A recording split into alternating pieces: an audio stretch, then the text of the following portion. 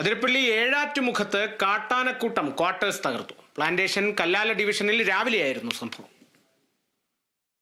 സ്ഥിരതാമസമില്ലെങ്കിലും ആളുകൾ ഭക്ഷണം കഴിക്കുവാനും വസ്ത്രം മാറുവാനും വിശ്രമിക്കാനും ഉപയോഗിക്കുന്ന ക്വാർട്ടേഴ്സുകളാണ് കാട്ടാനകൾ ആക്രമിച്ചത്. ആക്രമണ സമയത്ത് ആരും ഇല്ലാതിരുന്നതിനാൽ ആളപായം ഉണ്ടായില്ല. രാവിലെ പ്രദേശവാസികൾ വന്നു നോക്കിയപ്പോഴാണ് ക്വാർട്ടേഴ്സ് തകർത്ത വിവരം അറിയുന്നത്. പ്രദേശങ്ങളിൽ കാട്ടാനക്കൂട്ടം കെട്ടിടങ്ങൾ ആക്രമിക്കുന്നതും തകർക്കുന്നതും പതിവാണെന്നാണ് പ്രദേശവാസികൾ പറയുന്നത്. കഴിഞ്ഞ ആഴ്ച അതിരപ്പള്ളി വെറ്റിലപ്പാറ പെട്രോൾ പമ്പിന് സമീപം കോഴിക്കോട് സ്വദേശികളായ വിനോദസഞ്ചാരികൾ സഞ്ചരിച്ചിരുന്ന കാർ കാട്ടാന ആക്രമിച്ചിരുന്നു. കാറിന്റെ മുൻഭാഗം തകർത്ത കാട്ടാനയെ കാറിൽ ഉണ്ടായിരുന്നവർ നിർത്താതെ ഹോൺ മുഴക്കിയാണ് ഓടിച്ചുവിട്ടത്. നേരത്തെ അതിരപ്പള്ളി കാലടി പ്ലാന്റേഷൻ മേഖലയിൽ എണ്ണപ്പനത്തോട്ടത്തിനകത്ത് പ്രവർത്തിക്കുന്ന അംഗനവാടിയുടെ മുകളിലേക്ക് കാട്ടാന എണ്ണപ്പന മറിച്ചിട്ടിരുന്നു. ആക്രമണത്തിൽ അംഗനവാടിയുടെ മേൽക്കൂരയും ഭിത്തിയും തകർന്നു. പ്രവൃത്തി സമയമല്ലാത്തതിനാൽ അന്നും ആളപായമുണ്ടായില്ല.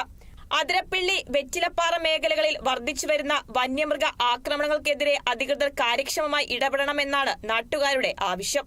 Kerala vision news, Thrissur.